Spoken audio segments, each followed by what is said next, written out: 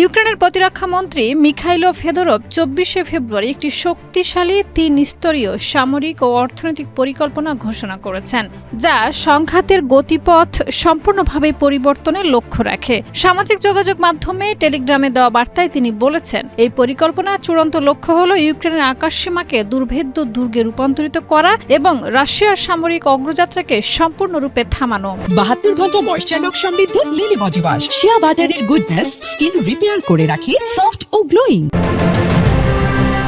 প্রথমত, বেসামরিক নাগরিক ও অবকাঠামোর রক্ষা। ফেদোরভ প্রতিজ্ঞা করেছেন, রিয়েল টাইমে আকাশপথের সব হুমকি শনাক্ত করা হবে এবং অন্তত ৯৫% ক্ষেপণাস্ত্র ও ড্রোন প্রতিহত করা হবে। এই উদ্যোগের মাধ্যমে ইউক্রেনের আকাশকে অমোঘ দুর্গে পরিণত করা হবে।